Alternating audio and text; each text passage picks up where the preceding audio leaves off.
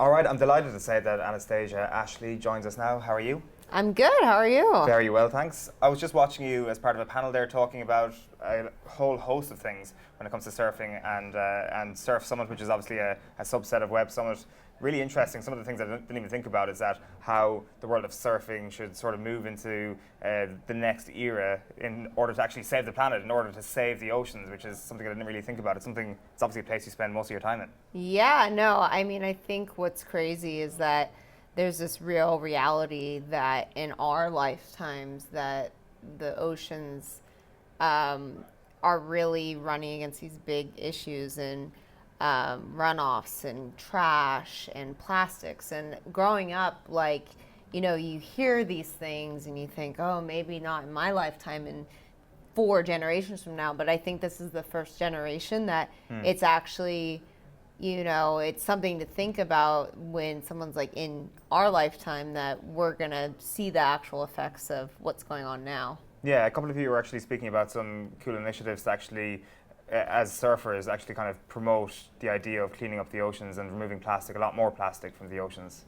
Yeah, I think, right now the main thing is putting the pressure on the corporations and the big players in the world to lead by example and to make these changes so that everyone has more or less it's more easy to live a sustainable lifestyle. I think personally for me, like seeing what Starbucks has done, eliminating straws from many of their locations, I mean that is I think that alone is great because I think a lot of people struggle with, a convenience factor. A lot of people nowadays, everyone wants convenience, and it's actually to live more of a sustainable lifestyle is saying, hey, I'm going to make myself inconvenience. So I think it really starts with, bigger corporations and starting there and working backwards. So.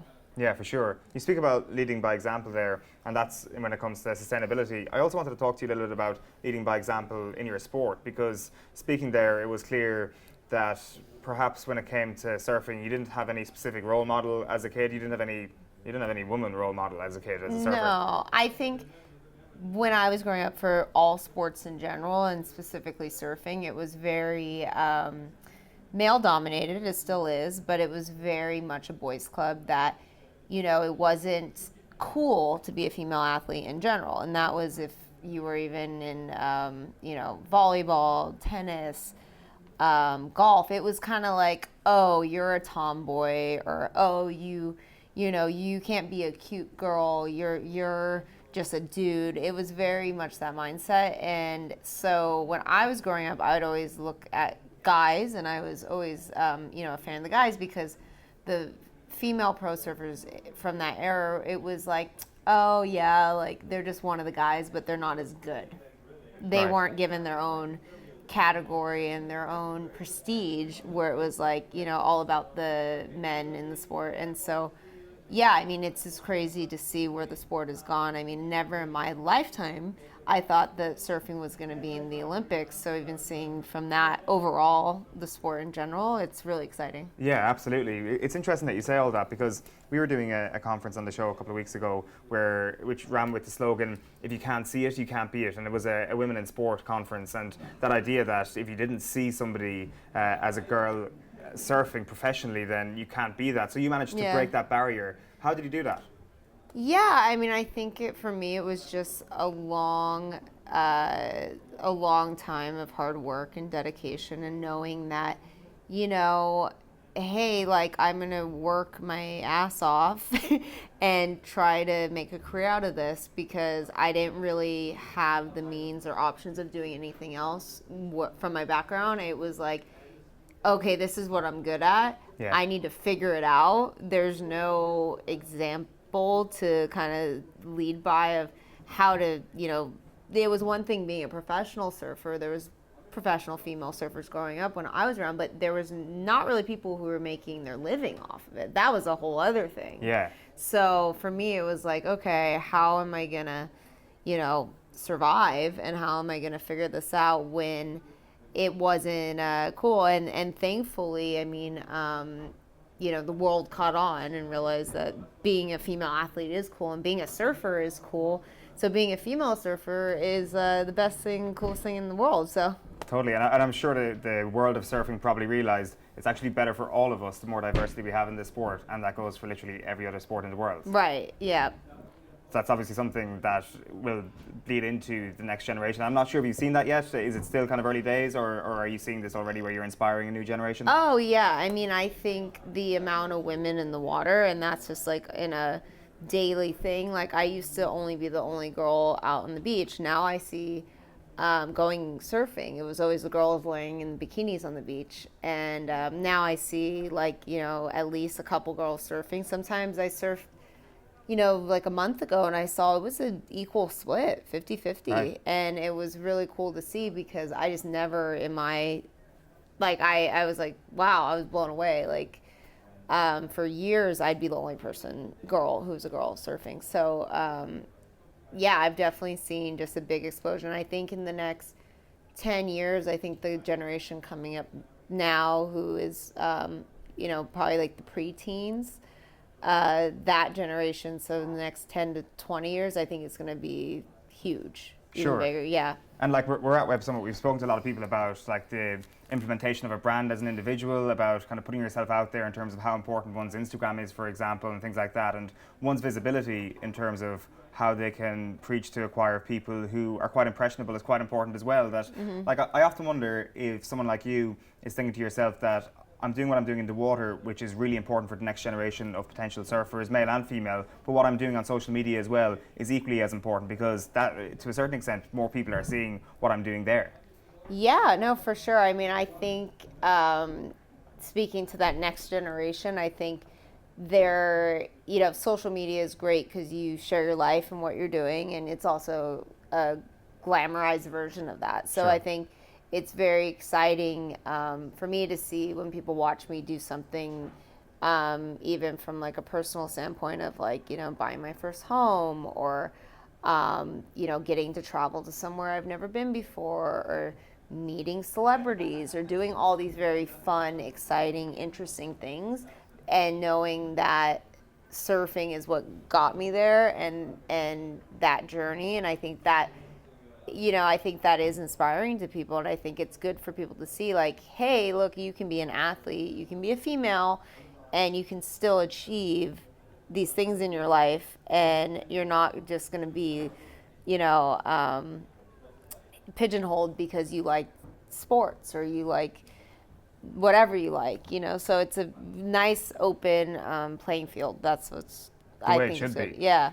It's interesting as well, like you list off a lot of positives about social media there, like a lot of our broadcasts are in social media as well. We all know the positives of it, but working in an area like this, we've certainly seen the negative side of social media, and you've spoken about the negative side of social media. Maybe not too negative, but you've kind of messaged things, you've said in interviews before that there's like weird messages quite often and things like that. Is that a regular occurrence?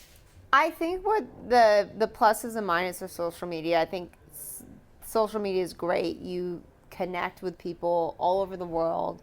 You can keep in touch with your friends, your family. You can learn new things and connect with people and have a community out there. But I think the more negative sides is that, yes, you put your best self on social media and you put the best version of yourself. I mean, it's very rare that I'll post something when I'm having a bad day, if I'm traveling and I lost my luggage, or I missed my flight and I'm, stuck by myself, or, I mean, that's not all my worst problems. But for example, I'm posting when I get to the location, like, here I am, I'm so happy I'm here. So I think that's also the twist on social media, that people do need to realize social media is not real life. It is one aspect of your life, and it's often the pretty side. Yeah. So I think people need to realize that, and that's what I like to say is, like, yes, like, my life online is awesome. I get to do great things, but that's only one glimpse of the behind the scenes, what takes me to get there, or what steps in my career I had to do to get to this point.